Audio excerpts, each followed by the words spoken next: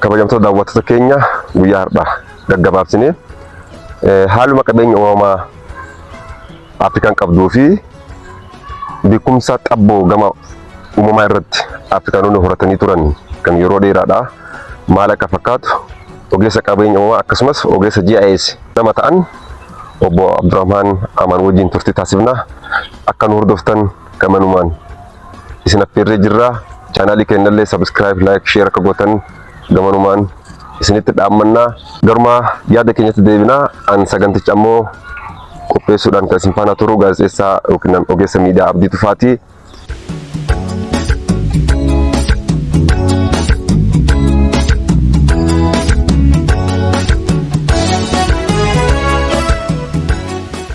Fadha egaa Abdurrahman galatoomii keessummaa taateen argamu keetiif ammas yaadota amma mata duree jalqabatu tuquufii kanarratti bu'uuruudhaan kan waliin mareen ta'a. Mee gaggabaabsite Abdurrahman eessatti barate eessatti guddate waan jedhu gaggabaabsite meeqas? Tole irraa kana naa kennite akkan beekumsaa fi yaada na keessa jiru akka ibsadhu na godhuu kan keetitti galatoomsiin jechuu barbaade duraan dursa. Intaan suudhaan ani Abdurrahman Aman Guyyee jedhama. Ani kan itti dhaladhe magaalaa Shaashamannee ganda Shiree Booraraa keessatti. Ani kan baradhe barnoota elementarii kutaa 1-8 mana barumsa Rabaatee Shumbaatti baradhe. Kutaa 9 hanga kutaa 10 ammoo mana barumsa Biiftuutti baradhe. Kutaa 11 kutaa 12 ammoo mana barumsa qophaa'inaa magaalaa Shaashamannee sadarkaa lammaffaatti baradhe. Digirii kiyya ammoo digirii jalqabaa barnoota Natural Resource Management yookaan barnoota kunuunsa qabeenya uumamaa irratti Yuunivarsiitii Madda Bolaabuutti baradhe. Akkasumas barnoota koo digirii Yuunivarsiitii Hawaasatti damee kolleejjii Wondootti barnoota Geographic Information Science jedhamu achitti baradheen ture. Egaa galatoomii mee qabeenya uumamaatiin wal qabsiistee barumsas barattee jirta. Ammas Geographical Information Science yookiin System isa jedhamuudhas hordofteerta. Mee gama Afrikaatti qabeenya uumamaa Afrikaatti wal qabattee wanti barnoota kan keessatti qabeenya uumamaa wal qabsiistee wanti barattee jira jedheetiin abdadha. Mee qabeenya uumamaa Afrikaatii fi beekumsi kunuunsa qabeenya uumamaa irratti Afrikaanonni qaban maal fakkaatanii? Qabeenya uumamaa duraan dursinee gara barumsatti barumsaa dura beekumsa Afrikaanonni bu'uura irraa qaban yoo ilaalle barbaachisaadha jedheen yaada. Innis Afrikaanonni beekumsa mataa isaanii qabanii waa hedduu irratti beekumsa mataa isaanii qabanii beekumsi isaanii kun sababiiwwan garaagaraatiin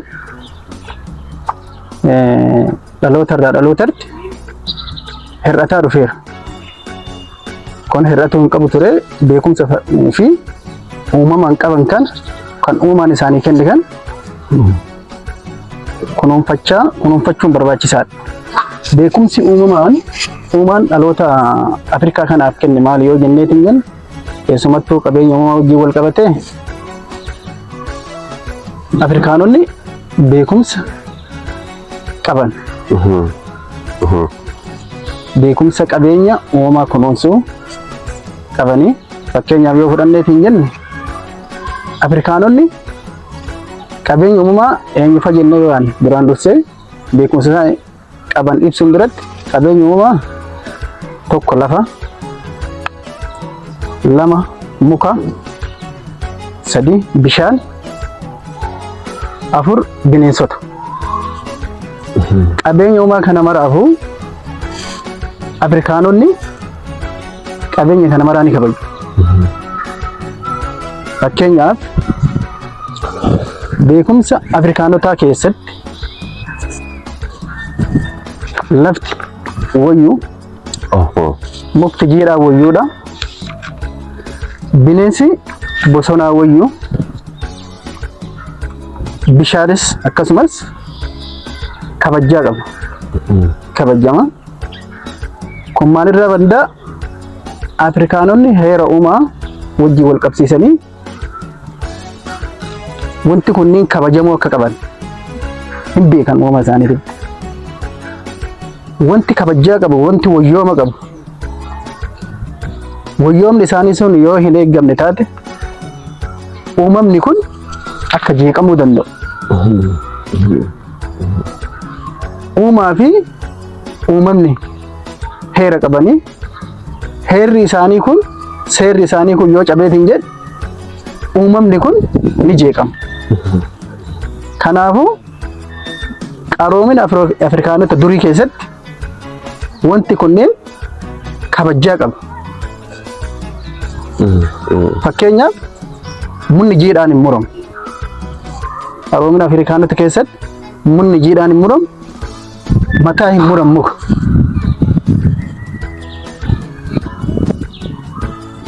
Bineensa gaaraa koo akkanumaan hin bassan hin waraanan.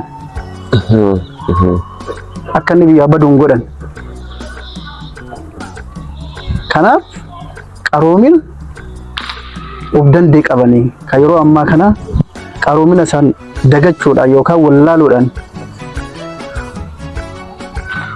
uumamni jeeqamee seerri uumamaa fi uumaa kun jeeqamee yeroo ammaa rakkoowwan adda addaa fidaa jira. Fakkeenyaaf yoo fudhanneetiin jennu bosonni ciramuudhaan munni jiidhaan wayyuu jedhee qaroominni Afrikaanota garuu wayyooma san dagachuudhaan bosonni ciramee yeroo ammaa kana lolaan humnaa ol ta'e uumamee biyyeen dhiqamee barbadaa'insa garagaraas badii biyyee fidaa jira. Badii biyyee fiduudhaan badiin biyyee uumuudhaan mul'allee maal oomishaa fi oomishtummaan akka irratti godhee namni midhaan nyaataa ta'e gara hanqinatti saaxilamaa jira. Kun maalidha? Seera uumamaa eeguu dhabuudhaan rakkoo dhufaa jira. Egaa mukni wayyuudha, bishaan wayyuudha, bishaan yaa'u wayyuudha, amma dhugaadha yeroo jedhamutu.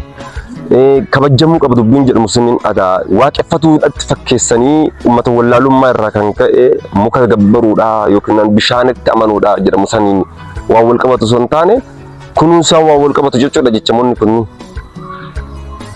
Riilii dhimma amantiillee gochuu yoo baanne uumaan gaafa ardii warroon akkas jedhan jiran kaa amma warroon akkas jedhanii akkeessuudhaan beekumsi kunniin akka baduuf waan godhan keessaa tokko akkeessuudha yookiin busheessuudha. Uumaan gaafa ardii kana uumu, gaafa muka uumu, gaafa bishaan kana uumu akka uumama isaa kana hin jeeqne dhala namaa barsiisee jira. Beekumsa of keessaa qaba. Amma saayinsiidhaan waan kana wajjin wal qabatu saayinsiidhaan qabeenyuun fakkeenyaaf yoo fudhanne yoo bosonni ciramuun bosonaa kaarboon daayooksaayidii waan jedhamu gadi lakkisa. Kaarboon daayooksaaydiin gaafa lakkisameetiin jedhe atomoosferii gubbaa kanarratti oozoonii qilleensa jedhamutu jira. Oozooniin kun faayidaan isaa humni aduu gubbaa kanarraa dhufu. Aduun. Raadiyeeshiniin itti aduu gubbaa kanarraa dhufu. Akka jiruun lafa dhaqqabne taasisa. Hin xuuxa. Kaarboon daayooksaaydiin gaafa qilleensa keessaa muka mulli cirama kaarboon daayooksaaydiin gadhiifama. Kaarboon daayooksaaydiin gaafa gadhiifame qilleensa oozoonii kana haguugee argamu kana cabsee dhufa jechuudha. Cabsa. Akka hanqatu godha. Gaafa oozoonii hanqate ammoo humni aduu raadiyeeshinii aduu gubbaa sanirra lafa dhaqqabu akka humna guddaadhaan dhaqqabu godha. Gaafa raadiyeeshiniin gubbaa sanitti oozooniidhaan xuuxamu akka jiru lafa dhaqqabu godhe immoo fakkeenyaaf dhibeewwan garaagaraatiin nama saaxila. Dhibee akka kansarii yeroo ammaatti baay'ataa jiran. Babal'achuu ho'aarraa akka jechuudha. Babal'achuu ho'iin guddate. Kaarboon fakkeenyaaf bosonni yoo cirameetiin jedhu kaarboon daayooksaaydiin bosonni of keessatti kuufamee jiru kun akka gadi lakkifamu godha. Kaarboon daayoksaayidiin gadi lakkifame kun oozooniin akka badu godha. Oozooniin badu immoo aduu guutuu guutuutti lafa dhaqqabsiisa. Akka gadi dhaqqabu baay'inaan. Kun ammoo Ho'i aduu kun persentii 15 qofatu lafa dhaqqaba. Persentii amma immoo sanii ol deemu jira. Sanii ol deemutti jira. Akka kanaa yoo dabalaa deeme yoo seera uumaa cabsinee hin jenne yoo bosona cir yoo kabajaa lafaaf hin kennin haala kanaa yoo deemamee hin jedhe oozoonis yoo badee hin jedhe ho'i aduu hamma lafa dhaqqabuu isa irra taree sadarkaa dhalli namaa fi uumamni kun dandamachuu hin dandeenyetti. Dhibeen kansariitiif ka'umsi babal'achuu ho'aati yookiin naannoo dabaluu ho'aati jechuu akka dandeenye nu taasisa. Sababni isaa dhibeen kun umurii waggaa 20 fi 15 hin caalle 15 haga 20 gidduu hin caalle babal'achuun dhibee kana. Egaa kanaan alamee agarsiistuun biraa maaltu jedhame kun dhugaadha agarsiisuu ta'uu danda'a. Sirriitti ta'uu danda'a. Saayinsiin illee saayintistoonni yeroo ammaallee wanti sodaatanii addunyaa irratti iyyaaran keessaa haphachuu oozooniiti. Haphachuu oozoonii kun deemee sadarkaa wanti lubbuu qabu dandamachuu hin dandeenye irra gahaa jedhanii sodaa guddaa qaban. Agarsiistuun biraallee fakkeenyaaf baquu cabbii biyya keenyatti illee mul'achuu baate biyyoota addunyaa irratti argaa jirra. Sababni isaa ho'i dabaluudha. Cabbiin wanti baquuf. Cabbiin gaafa baqeetiin jedhe qara qabiyyee xiqqaa qaba. Achirraa guyyaa baqeetiin jedhe gadi dhangala'a. Lafa qara gara duwwaa jirtu dhangala'a. Lafa qara duwwaa jiru sana irra gaafa dhangala'eetiin jedhe lubbu qabeeyyii fi namni naannoo san jiru illee dhiibba irratti deema. Kun agarsiistuu. Agarsiistuu guddoodha. Agarsiistuu guddoodha. Thank you.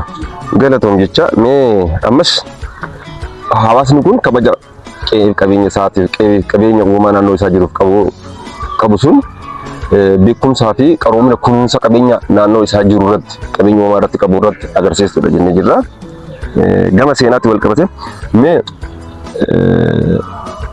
akka impaayiraatti hawaasni tokko koominitiin tokko ijaaramee hawaasa tokko ta'a hawaasni immoo saba ta'a sabarraa biyyarraa immoo ardii ta'a. Yeroo ammaa kanatti taasifamaa jiru akkas waan ta'eef jechuudha. Seenama keessatti impaayirri Afrikaanotaa kunuunsa qabeenya uumamaatiin caalatti si ajaa'ibsiisu. Impaayira kan jedhame. Impaayira yookiin ammoo kingidemii kennu. Kunuunsa qabeenyaa irratti dhugaadha. Namni uumama isaatiif xiyyeeffannaa kennuu barbaachisa jedhee yoo naannoon xiyyeeffannaa argane yoo naannoon hin kunuunfamne wanti hojjetamu maraayyuu kisaaraa ta'a jedhee amma keessa jirraafi miti. Yeroo qabeenyi uumamaa sadarkaa hamaa irra ga'eetiin jedhu bosonni baduudhaan sadarkaa hamaa irra ga'eetiin jedhu ashaaraa magariisaa jechuun mootummaan jijjiiramaa akkuma aangoo irra ba'een dhimma kana ajandaa ofiif ajandaa addunyaa taasisuun mukkeen duraan badanii turan akka deebi'anii kunuunfamanii fi akka dhaabaman gochuun mootummaan badhaadhinaa yeroo ammaa kana biyya Itoophiyaa bulchaa jiru annan dinqisiifadha. Ilaalchaaf jennuu gama kana qabuun jechuudha. Ilaalchaaf jennuu gara qabu hin dinqisiifadhallee hin deeggarallee. Kan biraa immoo mootummaa dargiiti. Mootummaan dargii yoo ofiillee dhaqqabuu baanne yeroo san keessatti ejjendaan inni qabeenya uumaa kunuunsuu keessatti qabu gaarii.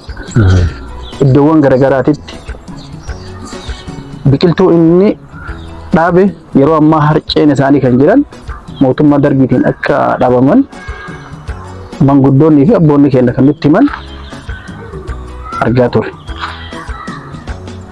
Garuu hanqinni mootummaa dargii biratti jiru yeroo sanitti ummata amansiisuudhaan hirmaachisuun kan dhaabe osoo hin taane qilleensa biratti mul'atu akka seenaa irraa hubannetti fi akka abbootii keenya irraa hubannetti dirqisiisee dhaabe. Dirqamsiisee dhaabe. Hubannoo hawaasaa bal'isuun fedhii hawaasaa jiddu galeessa osoo hin godhan even sadarkaa lafa qotee bulaa maasii qotee bulaa qotatee bulu gara lafa bosonatti jijjiiru irratti hojjetee jira. Hojiin inni hojjete gaarii ta'e osoo jiru hawaasni waan itti amanneef gaafa sirni isaa kufe bosona san mancaasuudhaan yeroo gabaabaa keessatti dhabama godhee jira.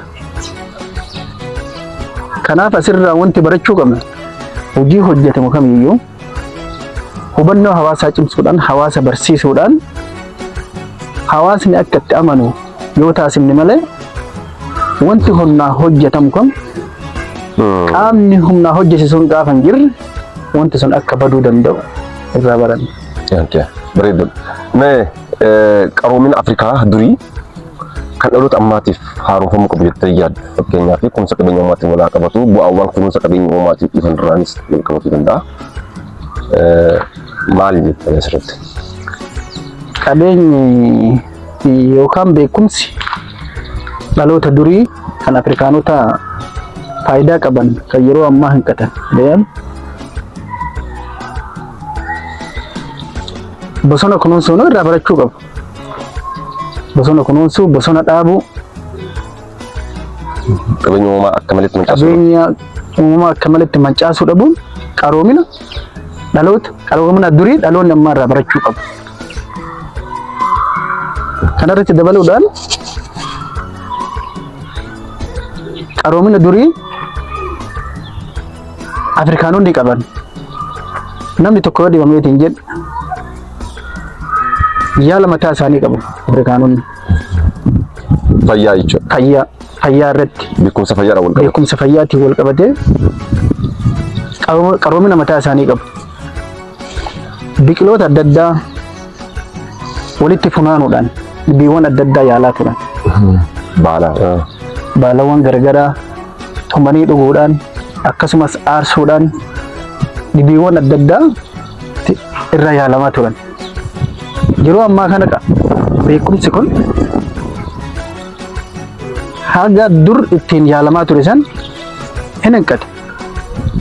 Haga wallaaltuu gahe amma dhaloota ammaa kanatti deebee waa deebisaara malee beekumsi kun harca'aa laafaa dhufe. Beekumsi kun beekumsa dagachuu hin qabne keessumattuu qoricha aadaa irratti mukkeen irraa fayyadamuudhaan fayyaa isaanii ittiin eeggachaa turan sun deebi'ee jabaachuu qaba yeroo ammaa kanatti. Yoo amma deebisan tajaajila yaala ammayyaa kana waan riikilees gochuu danda'u yookaan immoo gargaaruu danda'u qaba jettee amantaa? Eeyyen. Fakkeenyaaf yaalli aadaa kan inni irraa hojjetamu mukkeen gosa adda addaa irraa hojjetama. Yaalli aadaa mukkeen dheedhii hawaasa keessa jiru naannoo isaanii jiru dhiyootti hawaasni mukkeenuma ofii isaatii beeku qorichoota adda addaatiif itti fayyadamee dhibeewwan garagaraa yaalaa ture. Kun qabatama hawaasa keessa jirudha. Qorichi ammayyaas kan inni irraa hojjetamu mukkeenuma irraa hojjetama. Bifa ammayyaatiin waarshaa galee keemikaala garagaraatiin haalli isaa jijjiiramee haa itti fayyadamnu malee bu'uurri qoricha ammayyaa qoricha aadaati. Kanaaf waan bu'uuraa ta'e kana beektota aadaa manguddoota irraa barachuu fi galtee beekumsa qoricha ammayyaatu gochuun dirqama.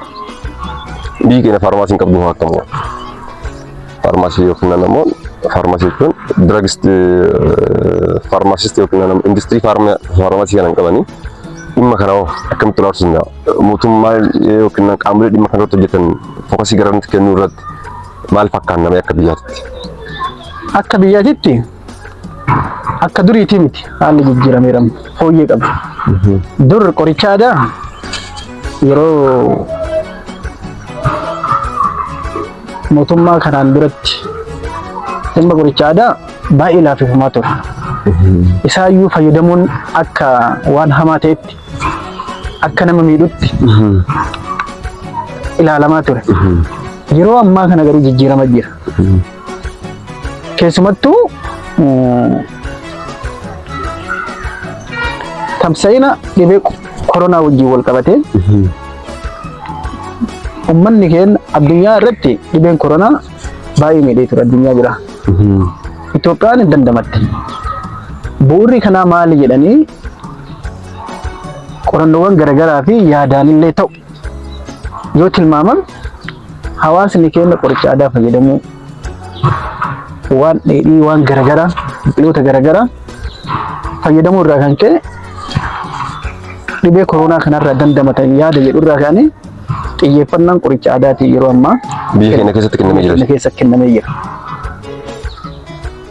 Mukkeewwan qoricha aadaa hawaasa beekumsa qoricha aadaa qaban irraa akka funaanamuu fi beektonni garaagaraa qoricha aadaa irratti akka xiyyeeffatan godhamaa jira. Akkasumas warroota qoricha aadaa irratti hojjetan waan kanarratti akka jajjabeeffamu.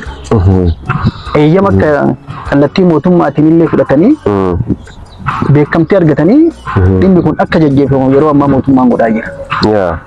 Kanaaf fooyyee qaba, jajjabeeffamuu qaba jedhee namaa. So teknooloojiin gama kanatti xiyyeeffannoon kennamee jiru jira. Beekumsa walitti istoor gochuu fi namoonni fedhii dhimma kanarratti hojjechuu qaban ammoo bal'inaan beekumsa jiru sassaabuu barbaachisaa jechuudha. Galatoom ulfaadhu. Mee dhaloonni ammaa kun deebisee riivaayiv gochuu qaba jettee beekumsa yaaddu keessaa tokko kunuunsa naannootii fi gama qoricha aadaatiin yookiin gama fayyaatiin hubannoon dhalootaa deebi'ee finiinuu qaba yaada jedhuun akaasee jirta.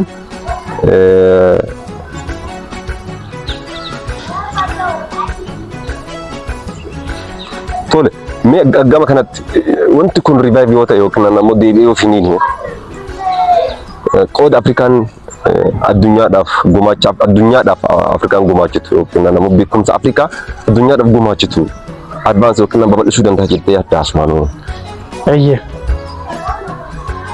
Wanti guddaan beekumsa uumamaati. Beekumsa uumamaa uumaan namaa kenna. Beekumsi uumamaa beekumsa ammayyaatiin yoo wal gargaare iddoo guddaa gaha jedhee namaan. Afrikaanonni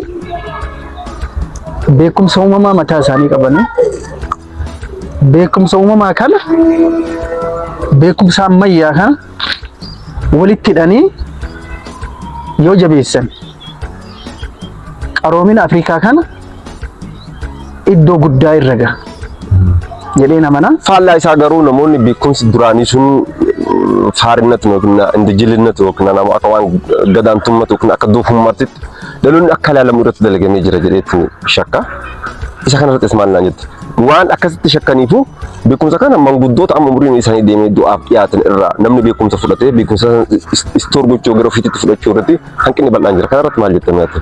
Akka ogeessa yookiin nama beekumsa gama kanarratti barateetti akkas irratti hojjetaa tureettis maal jettanii yaaddu?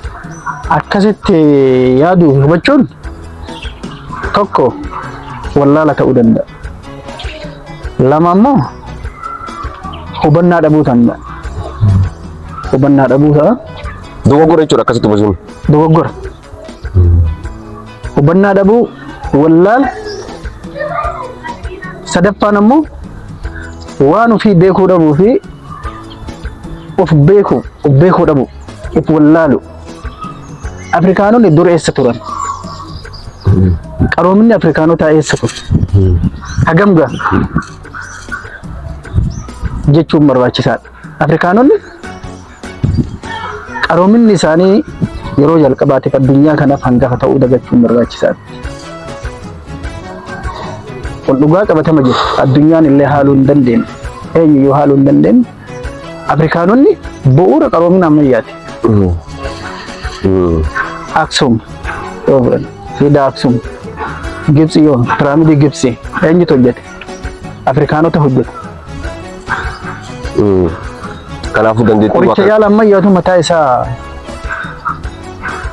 namtichi tokko maqaan isaa himne qoricha ka beekamaa ta'e maqaa isaatu amma harkaa badee Afrikaa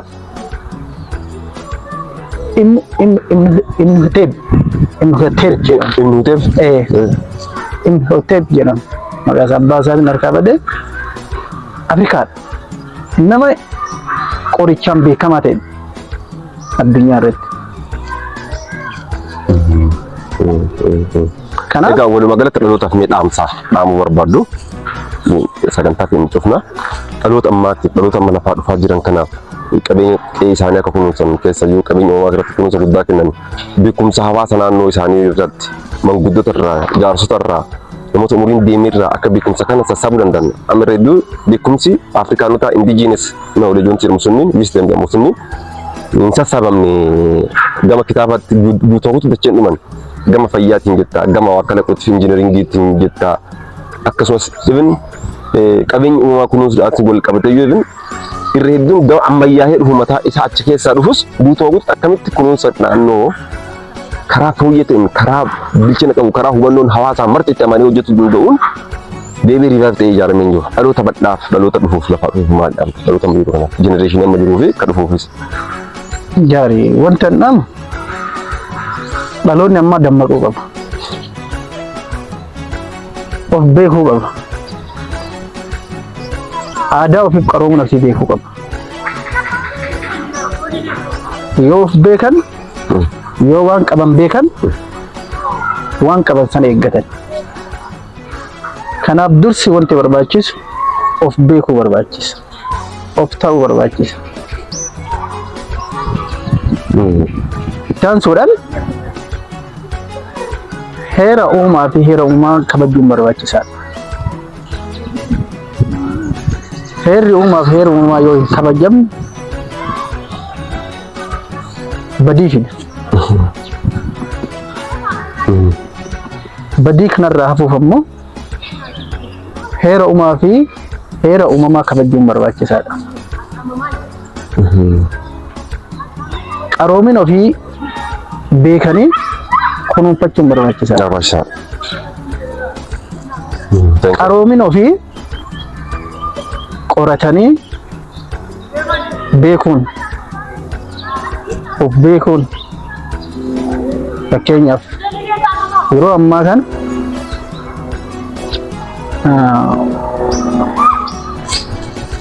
beekumsi guddaan manguddoota bira jira. Beekumsi uumamaa gurguddoo bira jira. Manguddoonni kun yeroo ammaa kana umuriin isaanii waan deemaniif gara darbaatti argamu. Adda addumaadhaan darbaa jiran.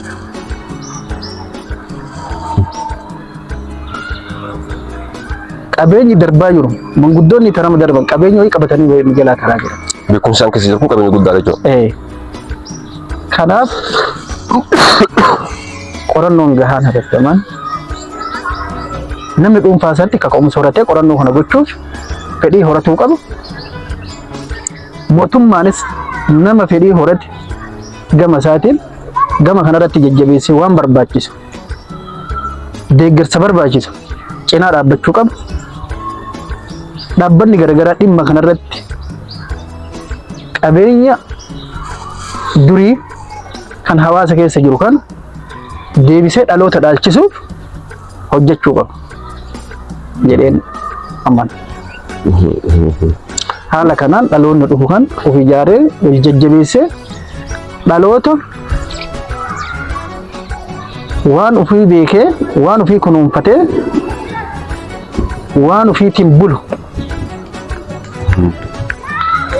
akka ta'uun ergaa dabarsuu barbaada. Mee dhaabbilee kunuunsa qabeenya uumaatiin wal qabatee hubannoo ofiisaa ta'u beekumsa argachuudhaaf qaamni barbaade dhuunfaadhaan manguddota irraa hubatuudhaaf deemuun akkuma jiru ta'e institutionally naannoo kana keessatti waa'ee kunuunsa qabeenya uumaatii fi maalummaa qabeenya uumamaa namni baratu barbaada. Dhaabbilee akkamii naannootti jirtu kana keessatti eessatti dhaqee daawwachuu qaba. Fakkeenyaaf kolleejjiin Wandoo Haatitti barte mataa isaa kunuunsa qabeenya uumamaa kanaan irratti dhaabbata instituushinii hojjetudha. Mee wanta ati daawwattoota keenyaaf dhiyeessu jira laata? Dhaabbanni qabeenya uumamaa irratti hojjetu adda durummaadhaan kolleejjiin Hundugannati biqiloota kunuunsuu irratti barumsa barsiisuu, barumsa qabeenya uumamaa wajjin wal qabatan, natural resource management, bulchiinsa qabeenya uumamaa, GIS, geographic information science, qonna kan kana fakkaatan irratti barumsa leenjiillee ni kenna. Dhaabbata guddaa barsiisallee leenjiillee kenna, biqiloota illee dhaaba. Kolleejjii jajjabeeffamuu. Kolleejjii isa kun ammoo asuma magaalaa keenya magaalaa Shaashamannee titti ganda Awaashoodha. Malkaawudaa karaa irraa gara karaa Finfinnee ba'an irratti dhaabbanni qabeenya uumamaa kunuunsu achirratti hin jira. Dhaabbata san maqaa Itoophiyaa Shaashamannee Botanic Garden jedhama. Shaashamannee Botanic Garden jedhama. Eegumsa qabeenya uumamaa Shaashamannee jedhame sadarkaa Itoophiyaatitti dhaabbata jiru. Qabeenya uumamaa naannoo sanitti laga isa irratti kunuunsa. Kanaaf deemnee muuxannoo irraa fudhachuu dandeenya. Akkasumas dabalataan naannoo Wondoo Gannatitti agricultural Ethiopian agricultural center ka jedhamu jira. Aktiiwwan biqiloota durii achitti qorannoowwan garaagaraa gochuudhaan achitti kunuunsaa jira. Akkasumas Ethiopia medicinal plants jedhame naannoo research center san gara gubbaa irraatitti dhaabbata jira. Kunuunsa biqiloota qorichummaa qabanii irratti ka xiyyeeffatu. Kanaaf asumaanuu hawaasa qoricha aadaa irratti hojjetu waan garagaraa irratti hojjetu biqiloota kunuunsa biqiloota qorichummaadhaaf oolan dhaabbata kana biraa argachuu danda'a. Deemanii beekumsa garagaraa illee walii qooduu danda'anii argachuu illee danda'anii deemanii yoo daawwatan waan gaarii jedhee yaada. Egaa mee amma gara magaalota si dabarsa. Egaa kun qabatamni jira. Haalli bulchiinsa yeroodhaan adda umriin yookiin nama baraa baratti populeshiniin yeroo ammaa kana baadiyyaa irraa gara magaalaatti ta'ee jira. Yeroo kana keessatti kunuunsa qabeenya uumamaatiin wal qabatee Shaashamannee akkamitti madaaltamee sunaan akkamitti ilaaltamee adda katama magaalaan bal'atuun deforestation fi kunuunsa qabeenya uumamaatti badaa deemaa jira jettee yaadamoo reforestation fi kunuunsa qabeenya uumamaa naannoo magaalaa Shaashamannee jiru dabalaa deemaa jirti. Haala qabatama amma jiru kan akkamitti madaaltama? Akka mul'atutti naannoo magaalaa keessatti yeroo ammaa bosonni dabalaa jira jedhee yaada. Maalirraa kaatee yoo jetteetiin jette namni yoo xiqqaate kaloo isaa keessatti magaalatti kaloo qabaa biqiltuu dhaabaa. Biqiltuun dhaabame sun carraa guddachuu bal'aa qaba. Baadiyyaa yoo ilaalle ammoo baadiyyaan irra caalaan kaloo banaadha. Biqiltuu yoo dhaabame carraan guddachuu isaa dhiphaadha. Loowwan walitti dhiisaniif dhiphaadha. Haala kana wal qabatee yeroo ammaa kana keessatti mukkeen baadiyyaa jiranii fi kan magaalaa jiran wal bira qabee yoo ilaale akka kiyyatti qorannoo illee geggeessine deensitiin isaa kan magaalaatti caala jedhee yaada. Dur walii faallate jechuudha. Dur baadiyyaa turre bosona qaba. Har'a immoo magaalaa turre bosona uumama. Magaalaa irra bosona. Ija kanaan Shaashamanneen akkamitti madaaltame? Jechuun akkam? Ija amma jettu kanaan Shaashamannee irratti magaalota hunda irratti bal'ataa jira jettee yaada kennitee jirta. Shaashamannee hoo overall maal fakkaata? Even namoonni tokko Shaashamannee baddaa taate yookiin immoo qorri hammaa ta'e jechuun kun jira. Ati maal jetta asirratti amma? Qorrachuun ishii qilleensi qorraan bal'ataa dhufuuru kunuunsa qabeenya uumamaa magaalattii tana keessa jirutti bal'ataa dhufeef moo haaluma jijjiirama qilleensaatti ta'amoo maal jettee yaadda? Dhimma haala qilleensarra wal qabatee kana jechuun murteessuun nama dhibu. Haalli qilleensaa waan garaagaraatiin jijjiiramaa kallattiin dambalii galaanaa yoo jijjiiramuu danda'a. Dhaabbiin bosonaa munni yoo guddate baay'ateetiin jedhu qilleensi karaa qorruu danda'a. Sababa garaagaraatiin jijjiiramuu danda'a. Shaashamannee illee yoo ilaalleetiin jennu keessumattuu bara 2000 dhaabbiin biqiltuu dabalee jira. Qabatatti qorannoo illee yoo gaggeessuu dhabeetiin jedhee sababa biqiltuun guddateef illee haalli kun illee jijjiiramuu danda'a. Biqiltuun iddoo garaagaraatti dhaabamaa jira. Biqiltuun qabbanaa fi lafti biqiltuun jiru qabbanaa. Sababa kanaaf illee ta'uu danda'a garuu qorannoon waan deeggarame. Wanti kun akka babal'atuuf magaalattii tana keessatti ijjannoon ati qabdu maal ta'e? Ijjannoon gara fuulduratti magaalaa qabbanni bareedaan keessa jiraatu tan jireenya hawaasichaatiif mijaa'ina guddaa uumtu akka taatuuf yoo garasuma deemaa jirti jechuudha. Egaa riiforesteeshiniin dhaabbiin biqiltuu qaba jettaate qilleensi gaarii yoo jiraate jireenyaaf mijaa'inni magaalattiin qabdu dabalaa deema jechuudha. Mi'a maal jedhu? Yaanni an qabu fi ijjannoon an qabu dacheen lafaa tun durirraa kaasee irra caalaan isii bosonaan uwwifamee ture irra beekamaadha. Sababa babal'iinsa uummataatiin bosonni ciramee gara qonnatti, qonna irraa immoo deebi'ee amma gara magaalaatti jijjiiramaa. Kanaafi uumamni kun akka baalaansi wal godhu, akka wal madaalu eeguun barbaachisaadha. Mana qofa yoo kan yaadaa deemu taate, lafa qofa yoo kan qotaa deemu taate uumamni wal jeeqa. Akka uumamni kun wal hin jeeqne akka barbaachisummaa isaatti baalaansii gochuu, bosona dhaabuu, mukkeen dhaabuu, irratti hojjechuu. Keessumattuu mana yeroo ijaarreetiin jennu lolaan guddaa uumamuu danda'a. Ijaarsi yoo wal'ataa deemeetiin jennu lolaan guddaa uumamuu danda'a. Kanaaf karaa lolaa itti deemu kanallee tolchuun barbaachisaadha. Akkasumas naannoo amma keessumattuu magaalaan Shaashimannee haalaan bal'ataa jirti. Yoo bal'attu kanatti land is land planning itti fayyadama lafaa waan jedhu jira saayinsii keessatti. Uumama qara uumamaan beekan kan gara saayinsiin illee uumama kanatti fayyadamee saayinsii baase itti fayyadama lafaa jedha. Lafti qonnaaf itti fayyadamnu horii itti horsiisuuf hin taatu. Ka horii itti horsiifnu qonnaaf ta'uu dhiisuu dandeetti.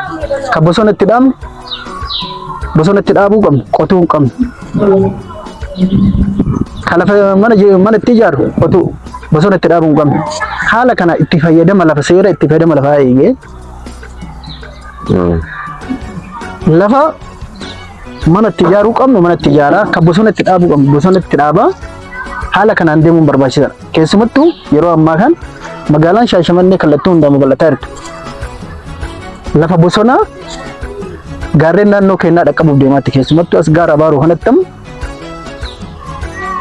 magaalaan Shaashamannee dhaqqabaatti. Ammumarraa xiyyeeffannaadhaan lafa bosonaa naannoon lafa gaaraa lafa bosonaa waan ta'eef magaalaan xiyyeeffannoo keessa galchee qabeenya uumamaatiif xiyyeeffannaa kennee naannoo gaaraa kanatti dhaabbata garaagaraa naannoo gaara Abaaroo kanatti dhaabbata garaagaraa itti affeeruudhaan ammumarraa bosonni dhaabamuu qaba. Kunuunsi sirriin dhufuu qaba. Kunuunsi sirriin dhufuu. San ta'uu baannaan lolaa manneen irraa walitti qabatu. Lolaa sababa muka dhabuutiin gaara irraa dhangala'uun